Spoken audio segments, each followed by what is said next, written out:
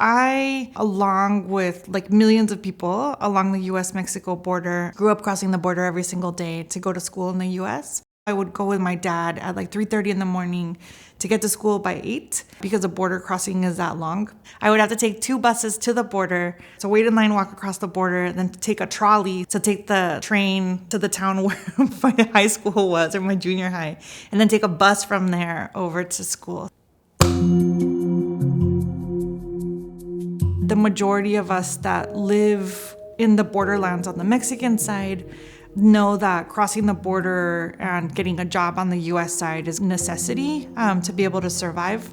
Crossing the border is such a stigmatizing experience, and most of us don't really talk about it. A lot of us are US citizens, a lot of people have green cards, most people are paying taxes, but we don't usually express our needs. In a lot of those difficult times, I would have liked for someone to just check in on me and ask if I was okay. So I started AMBOS, which stands for Art Made Between Opposite Sides, in 2016. The AMBOS project came out of me just wanting to check in on people.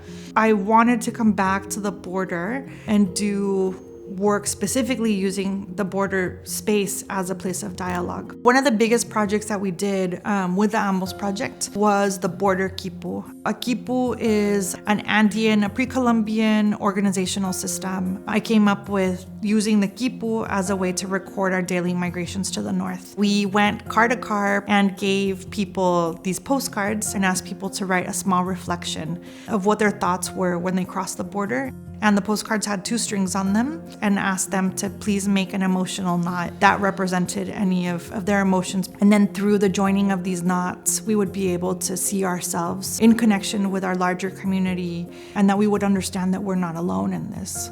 We ended up taking 3 years and traveling across the entirety of the US-Mexico border, and we engaged over 10,000 people. I hope that when people see my work, they feel like there's space within the work for them to see themselves mirrored in it, and that they find some type of little home within it for themselves and for their own perspectives. My name is Tanya Aguiñiga, and this is my brief but spectacular take on using craft to push back on injustice.